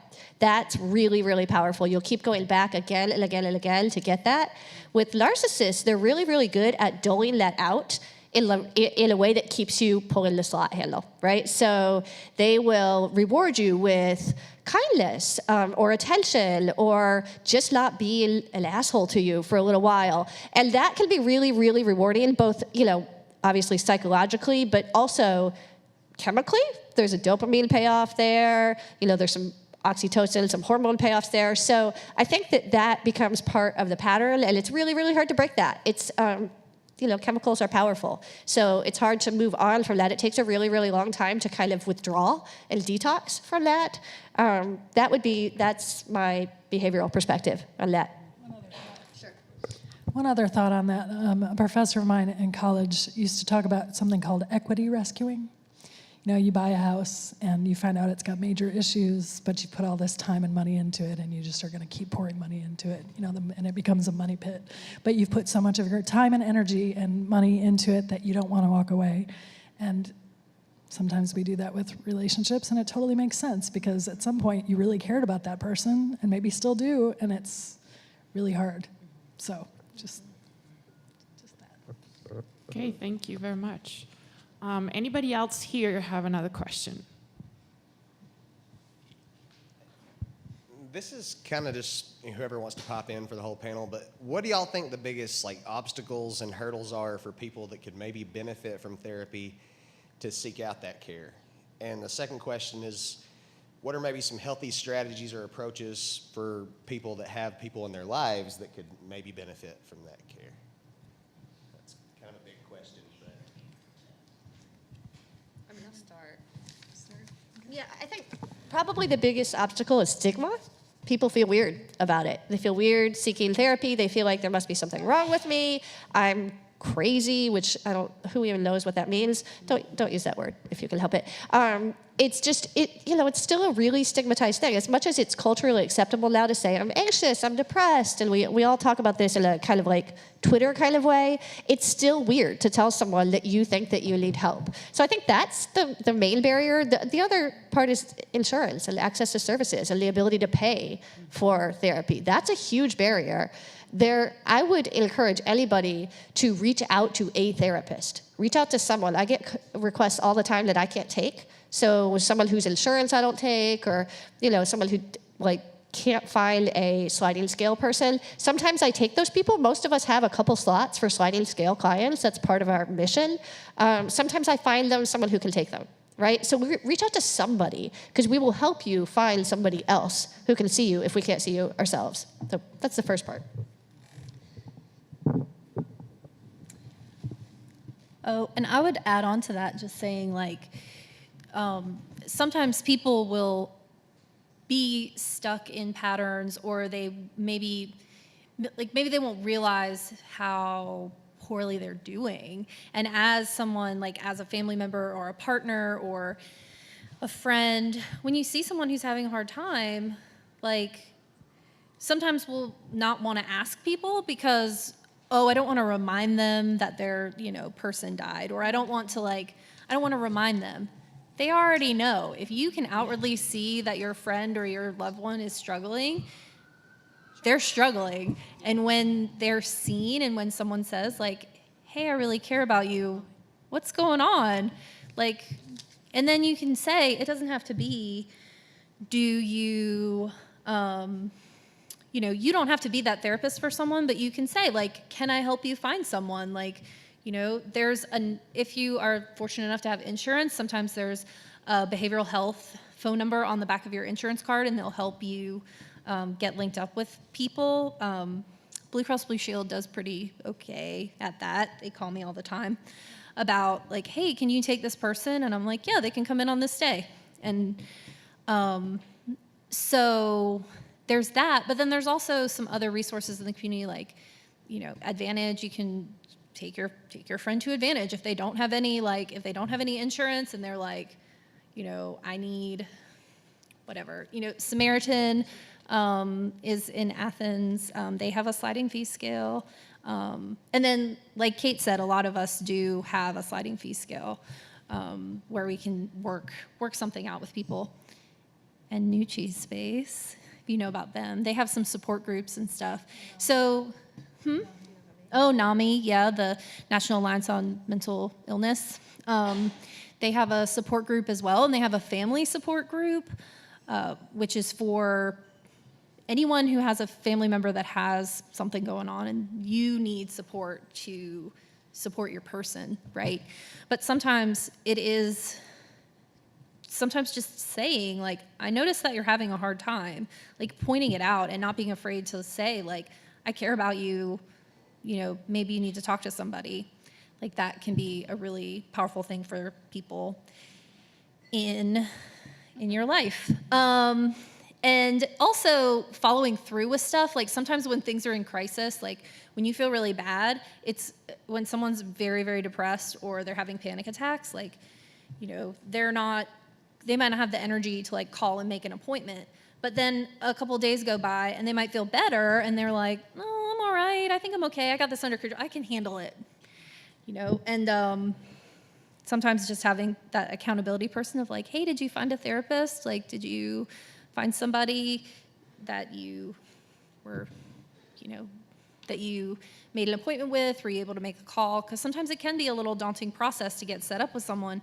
But then once you do, like, having someone to help remind you to like kind of follow through on that, and then showing up to your appointment, like asking how the first appointment went, like sometimes those little things like really add up for the people around you. So yes. And I also want y'all to know that that first therapist that you meet might not be your match. Yes. Shop around. I want to empower you that you don't have to. This is one of the reasons why we don't want you to disclose everything, because you feel committed to this person now that they know all your stuff. Mm-hmm. Also, there are people in the community, myself included, that are not on insurance panels and only do cash and check. Or I guess I'll get a credit card thing sometime soon. I'll get real modern and do that. But there are people who have to help those of us who don't have insurance too. And also you can file your own claims if the therapist that you're working with perhaps is not in your network. Maybe we can add real quick, because I forgot to ask. Valerie, where is your practice? Mine? Well, all of you actually, Dawn, yeah. Valerie, and Kate. Mine's on the east side. I'm just by myself. I have a Cedar Creek Wellness. It's a little office over on the east side. Well, it's not that little. The room's actually kind of big. Speaking of your psychology of your space. But yeah, it's just on the east side by Gaines School. All right. Mm-hmm. Yeah. I'm on Village Avenue. And I'm at North Star Therapy Group, which is in Watkinsville with Valerie. Okay. Awesome. Yeah. Thank you. And we'll get all of your contact information at the end of the videos as well. So Great. you don't need to write that down now. All right. I think we have another question. Oh, I take a bunch of health insurances, and there's others that are in process. Within our group, well, for the North Star and the DBT Center also, each therapist is on kind of different insurance panels, so usually there's at least somebody in our practice that takes most insurance. I take insurance. I take Blue Cross Blue Shield, Humana, United Healthcare Student Resources, which is a type of healthcare that students at UGA have sometimes, often graduate students. Not regular United Healthcare, because their panels are closed. They have been forever. Nobody can get on them. Same with Cigna. Anyway, so don't take those. I also I'm this close to taking Ambetter, because I started getting paneled because it's one of the only plans left on the marketplace now, so that's important.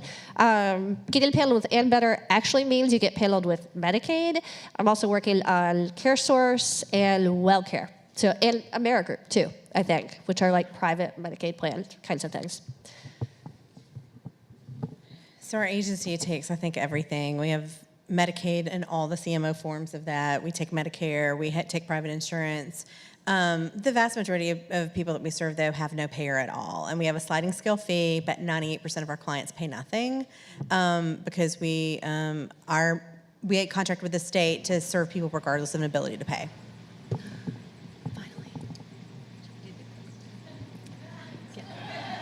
Sorry. Oh, I'm sorry. That was real weird. So I take Ambetter. It took me like 6 months to get paneled for Ambetter. Ambetter, Blue Cross, Aetna, and then I try to negotiate a sliding fee scale with most people, but yeah, those are the ones, and then onward. I see. It's the question on here. I was like, why are we answering this? Yes, I take Aetna, Kaiser, Medicare, Blue Cross, something like that. It's on the website, and Blue Shield as well. Blue Shield, all the blue things. Did we have one question floating around there before? This is the, it's do you That was take the any insurance. Yeah. Okay. All right. Great. Do we have another question? All right. I didn't catch everybody's names, but on the end here, both of you had some really interesting things you were talking about. Do either of you have some kind of, or anybody have some kind of like online presence where you would talk about your research specifically? Because I'm fascinated and would like to know more. Do you have an online presence? Do you have an in-person presence? I've got a website. A website. Tell me about that. How does that work? And a good place to also shop your therapist is psychologytoday.com. Mm-hmm. It's a good way. I don't have one, Dawn. Yes, but my research is now, the Pathways to Pleasure is published, so it's under my name, Kate Morrissey Stahl. The one about divorce and sexual pleasure, this is the most recent one I'm writing, and that's in revise and resubmit status, so I have resubmitted, and that will be like on scholar.google.com or, whatever. And no, I don't do like a blog or anything like that. Let's see, where else? What's that? I am on ResearchGate, yeah, so I do put, usually once they're published. But the solo sex thing, I'm working on masturbation all summer, and come on, big fall, then you'll be able to find out how it all works. First, I have to figure out how it all works, and then you all can. Just kidding. And I'm glad to, talk about it, take email sorts of questions too, and spaces like this. But yeah, I don't otherwise do writing. Okay, thank you. Any other questions?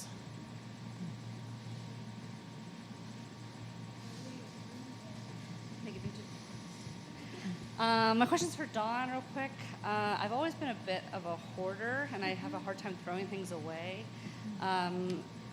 Closer? Okay. Mm-hmm. Sorry, I tend to be a loud person. So I've always had a hard time throwing things away, but recently I realized that a lot of my anxiety comes from like the clutter and constantly like, as soon as my child moves something, I'm like, it has to go back in its spot. Right. And so some of my friends have noticed I've just started purging everything and throwing everything out and just been like, F it, I'm just going to throw out my whole house. And I feel a lot better now, but do you think, is this a good tactic, or is this something that I'm going to regret in a little bit? That I'm going to be like, where's all my stuff? I don't know you. But I mean, do you ever recommend that, just purging? Because like right now it feels like awesome. I threw out like 1 million things today. It does feel good, and then there is the potential for regret, but it doesn't mean that it's going to happen to you. I think there's something about visually removing it. If you can put it all in bags, store it in your car or mine. We can store it in your car. Right. I'd never find it. And or in somewhere safe under the bed, something so that it's controlled, but it's still there. If you remember, I really wanted to find so-and-so's so-and-so. But there is something very liberating about purging. If you're there mindfully doing it, go for it. I have a second question. I know every child is different, but when it comes to sex, other than teaching them at an early age, like proper names for parts and whatnot, what do you think is a good, healthy time to talk to children about sex? Mine are pretty young still, but I'm just curious your opinions on that. Kids start playing with their genitals in utero.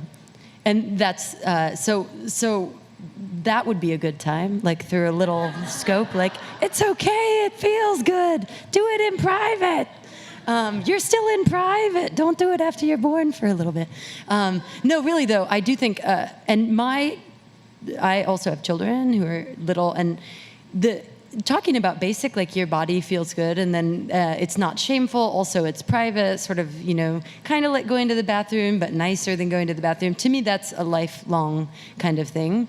And then also being mindful to me about sort of the messages they get from people who are around them too, so that people know, for example, that my household is generally sort of sex positive, so if there's redirection, it wouldn't be shaming redirection. It's normal for people to find their genitals and play with them from birth to death, till right before death, not after. That we know of, if not after, I should say. I spoke too soon, now this is in recording. I'm making no metaphysical claims. I actually have a question for Dawn as well. So if you, and this is a bit surprising, or, well, I mean, I'm kind of wondering about it. So you say about yourself, you have like a really messy car. Now that's unusual. And some people would say this is something that I would totally want to fix. You don't strike me as a person that has a problem with it. You're just kind of, okay, I'm that person that has a super messy car. How do you get there? No, how do you get to that point where you this complete and total acceptance, where you just say, okay, this is this thing that's weird, that's messy, everybody talks about it, but you know what, I'm okay with it because this is how it is. I'm not okay with it. Okay.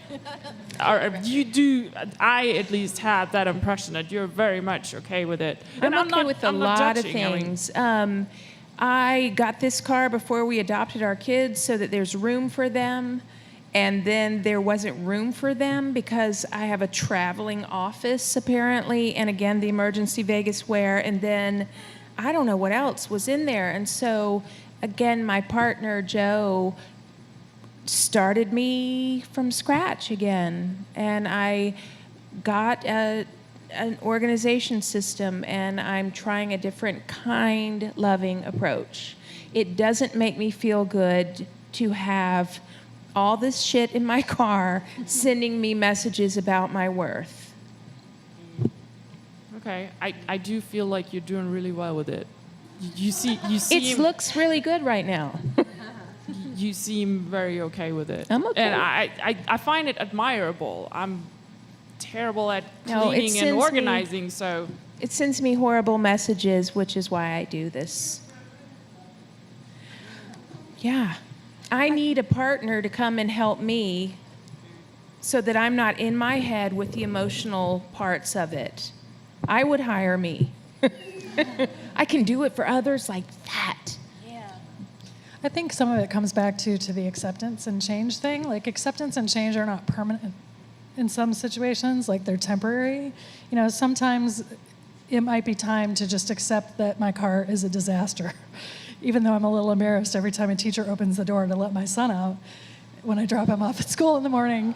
But I have other priorities right now, and so if I were to stress about my car being perfect, I would be on my kids' case all the time, and that's not really how I want to live. And so sometimes my car is cleaner when I feel like it's not taking time away from my other priorities to clean it out, or my husband gets around to cleaning it out. So sometimes it's, there might be a situation where right now I accept that it is what it is, but when the time comes that I can change it, I'll change it.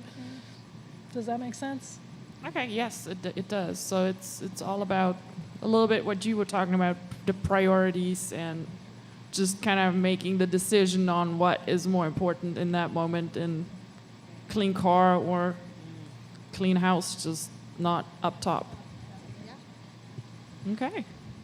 I got a little something to add to that too. Is that like you can accept and you can be uncomfortable with something and want to change it, but it also like not beat yourself up about it and not be really harsh and judgmental to yourself. Like that's part of, I think that's part of DBT and part of mindfulness, and just part of what I talk about in therapy with people a lot is that like not getting angry at yourself for it, like not shaming or, you know, getting in that really negative like ticker tape of like, this means I'm a failure as an adult, I'm not adulting, like whatever that whole like, whatever those, all those should things, it's like getting off of that and not burning yourself up, like just blaming and judging yourself for it. And then, but that doesn't mean that you're not working to change it, right? Like it just means that you're not adding that additional layer of suffering of like, you know, just all that judgment around it. So essentially, you're saying be aware of it, but don't judge yourself for it and give yourself time to fix it. Yeah. So. Yes, For sure. acceptance doesn't mean approval, right? So there's a mindfulness exercise where you, on your breaths, you say, I don't like it, I can't change it, I accept it. I don't like it, I can't change it, I accept it. Doesn't mean you always accept it. I mean, maybe eventually if you can change it, you're going to change it. But for now, it just is what it is. You know, it's like physics. I might not like that gravity is pulling my skin down, but it is what it is, right? Yeah. Okay. Anybody else? Another question. Come on. Come on. This one's for everybody. Very small backstory. So I've been seeing a therapist for maybe about a year and a half now. Originally because I was having like anxiety issues and whatnot. But now things have been like really great, and I think she knows things are really great, and we've been spacing it out where I see her less and less. But now I feel, this is where my question comes in. So I feel now kind of like this weird obligation to keep seeing her because we have this friendship and I love her. I want us to be best friends. And like I know that that's not going to happen, but I also don't want to take the business away from her. Do you guys ever? I want like I guess your 6 opinions on. Do you ever feel kind of mad when someone leaves you, or is it like a bird leaving the nest where you're like, go you? It's that. It's the second thing. Yeah. No, it's okay. That's what we want to do. That's success for us. So the theme in grad school is always work yourself out of a job. You know, so keep seeing someone. You want people to go. It's so much better than someone who just ghosts you. Right? So tell your therapist you're better. That's the best thing we can possibly hear. It is, we'll fill that space. There are not enough therapists in that town. So do not worry about that. We will fill the space. But yeah, you're just, Do you ever miss them, or Oh, you know, yeah. reach out and want to be their Absolutely. best friend Yes. later? Yes, we get attached too. It's sad to see somebody go, but that's ultimately the goal. Yeah. Yeah. Would you guys ever be friends with that person? Would you ever, like, would there be like is there like a grace period where it's like, oh, it's been a year. Hey, Alice, No. we're best friends now. Yeah. No. I'll say the problem with that is that I hope if they had a good experience, if they hit another issue in life, that they feel comfortable coming back. Mm-hmm. And if I became friends with them, I've taken away that ability. It is a small town, and I've referred friends to friends of mine who are therapists, and then it screws my parties up because I can only invite half the people I know. But I want to protect that relationship. The other thing is that they're, as much as I care about my clients, my clients only see a part of me, and they might not really like me as a friend because I'm a lot more judgmental on my friends than I am my clients. And so it's a little bit of a different, it's a little bit of a skewed perspective of who I am as a person. Anybody else's? I guess it is an extremely small town. Do you guys ever feel awkward being places? Like, do you see clients at bars or parties or friends, like sex toy parties, or like, do you ever find yourselves in super awkward situations because you realize there's a client somewhere you weren't expecting to be? And I promise that was my last all the time. Yeah, you get in Athens, you get used to it really quickly, and we talk to people about that the very first time they come in. We talk about we are probably going to run into each other at CVS or someplace way more embarrassing. We might overlap even more likely in the virtual world. So we talk about that a lot. Like, what happens if we're in the same Facebook group, right? Which I we think are. yeah, which we are, right? So what do we do about that? There's options. You can block me. I can block you. You can tell me that was weird. Why did you say that? I don't like that. We can talk about it. So you get used to it. I think it's good to learn how to deal with it because it's coming for all of us. I mean, our internet footprint just gets bigger and bigger and bigger. So we got to figure out how to work it out. I don't have a problem with it. It does not make me uncomfortable at all. It probably is weirder for clients than it is for me. And yes, there is a rule that your therapist cannot say hi first, right? So they're not blowing you off. We cannot acknowledge you. You can acknowledge us. If we buzz by you and act like we don't know you, that's because we have ethics, not because we don't like you. Yeah. Yeah. And I would add that many of us have different, I'm a yoga teacher, I play music in town, so dual relationships have been a major part of my life, like in general, so I'm super used to it. And like a lot of things in life, there's, the ethics code is about harm and talking about harm and where there's potential for harm and having dialogues around that. It's not around overlaps per se by themselves. And so, depending on how active your therapist is in the community, you just will overlap. And that certainly is the deal with me, and I share that early on. All right, thank you. Anybody else? A question? No? All right, well then I think we're gonna wrap this up. Thank you very, very much to our speakers. This was awesome. Thank you very much again to Livewire. Brendan, thank you so much for doing the video and the tone. Thanks to Livewire for hosting us. And of course, our super sponsor this month, Trifecta Real Estate Advisors. Go check them out. They're really cool ladies. You have a good night.